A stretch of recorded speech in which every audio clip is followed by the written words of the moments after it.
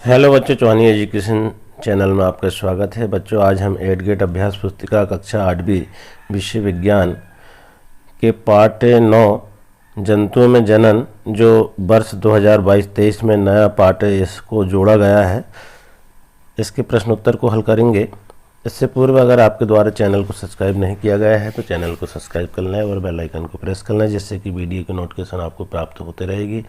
एवं वीडियो को लाइक एवं शेयर जरूर करें। बच्चों, देखेंगे हम इसमें पाठ 9 जंतुओं में जनन।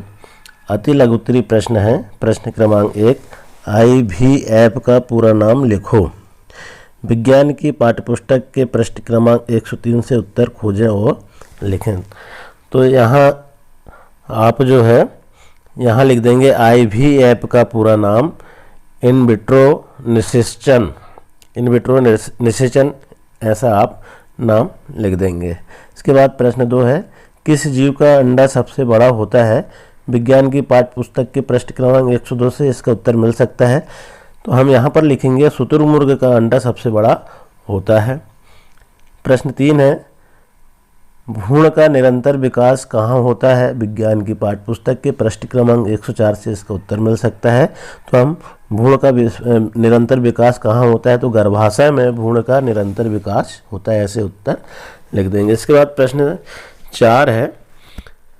प्रश्न 4, जनन क्या होता है? जंतुओं में जनन की विधियाँ कौन कौन सी है? जनन जाति स्पीसीज की निरंतरता बनाने के लिए आवश्यक है। जंतुओं में जनन की 2 विधियां हैं। पहला है लैंगिक जनन, दूसरा है अलैंगिक जनन। इसके बाद देखेंगे बच्चों हम लघुत्तरी प्रश्न। प्रश्न 5, आंतरिक निषेचन तथा बाह्य निषेचन में अंतर बताते हुए उनके उदाहरण दीजिए। विज्ञान की पाठ्यपुस्तक के पृष्ठ क्रमांक 102 व 103 से इसके उत्तर को हम खोज सकते हैं और लिख सकते हैं। अब यहाँ देखेंगे हम उत्तर इसके। तो वह निषेचन जो मादा के शरीर के अंदर होता है आंतरिक निषेचन कहलाता है। इसी प्रकार वह निषेचन के शरीर के बाहर होता है बाह्य निषेचन कहलाता है। उदाहरण के लिए आंतरिक निषेचन मनुष्य, गाय और कुत्ते आंतरिक निषेचन होता है। और बाह्य निषेचन किस में होता है? देखिए, हम उदाहरण के रूप में देख सकते हैं मछली और स्टारफिश में होता है बाह्य निषेचन। इस प्रकार से हम इसको लिख सकते हैं। अगला प्रश्न है 6वां। प्रश्न क्या है? मानव शुक्राणु तथा मानव अंडाणु का नामांकित चित्र बनाइए। तो विज्ञान की पाठ्यपुस्तक के पृष्ठ क्रमांक 101 चित्र क्रमांक 9.2 एवं 9.3 से उत्तर को हम खोज सकते हैं। यहाँ देखेंगे मानव शुक्राणु का जो चित्र है नामांकित। यहाँ इस प्रकार से मानव शुक्राणु का जो सिर है, सिरा वाला भाग, पूंछ वाला भाग और मध्य भाग, इस प्रकार से इसका चित्र बन जाता है। उसके बाद मानव अंडाणु जो है इस प्रकार से उसका चित्र रहेगा, बीच में केंद्रक रहेगा। इस प्रकार से चित्र बना लेंगे आप भी। इसके बाद प्रश्न 7 है, मछली तथा मेंढक एक साथ सैकड़ों अंडे देते हैं जबकि मुर्गी एक समय में एक ही अंडा देती है, क्यों? ऐसा क्यों होता है? उसका उत्तर देखेंगे हम। मछली तथा मेंढक एक साथ सैकड़ों अंडे देते हैं तथा लाखों शुक्राणु निर्मोचित करते हैं। सारे अंडों का निषेचन नहीं होता है और वह नया जीव नहीं बना पाते हैं। इसके कारण यह है कि अंडे एवं शुक्राणु निरंतर जल की गति, वायु एवं वर्षा से प्रभावित होते रहते हैं। मुर्गी में आंतरिक निषेचन होता है। इस प्रकार से इसके उत्तर को लिख देंगे। इसके बाद देखेंगे हम प्रश्न 8। प्रश्न 8 में क्या है? लैंगिक जनन तथा अलैंगिक जनन में क्या अंतर है? उदाहरण सहित समझाइए।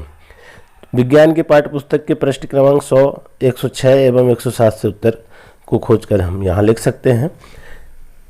उत्तर देखेंगे हम। लैंगिक जनन में नर तथा मादा युग्मक का संलयन होता है। उदाहरण मनुष्य में होता है ये।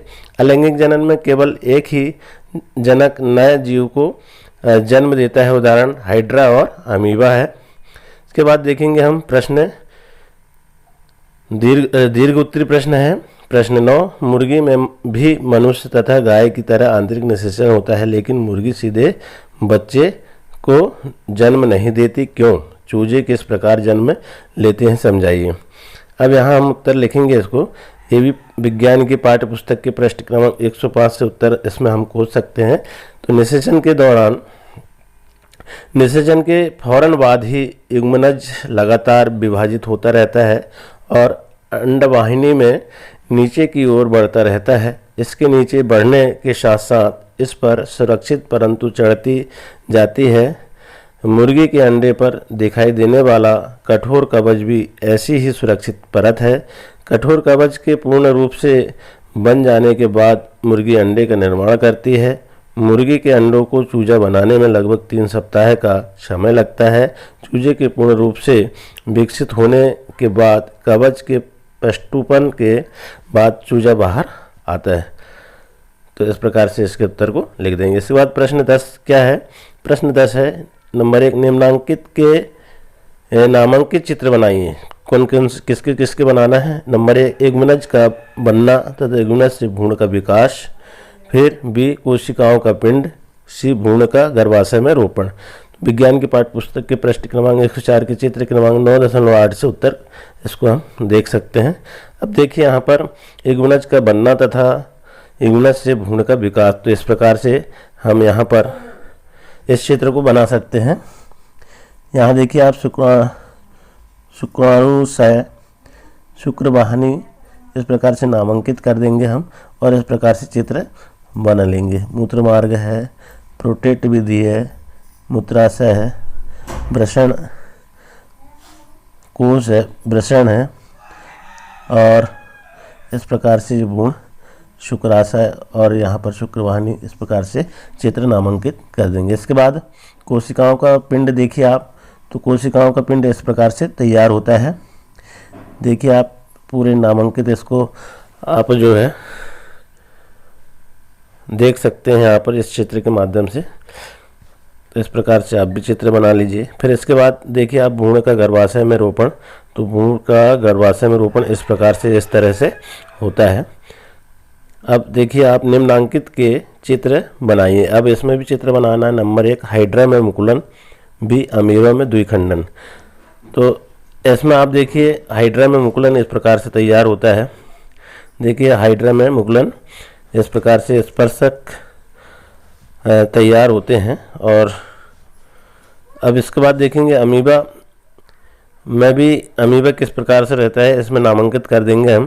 तो सूटोपेश या एट्रोप्लाज्मा, संकुचित रिक्तियाँ, केंद्रक, यहाँ पर केंद्रक है, भोजन रिक्तिका, लाइसोसोम। तो इस प्रकार से यहाँ पूरा नामांकित है, अच्छे से आप समझ सकते हैं। तो इस प्रकार हम चित्र बना लेंगे और इसी प्रकार हमारे सारे प्रश्न इस पाठ के हल हो जाते हैं। आशा है बच्चों आपको वीडियो पसंद आया होगा। इसी तरह आने वाले अध्याय एवं पाठों को पूर्ण करने के लिए वीडियो में बने रहें। धन्यवाद।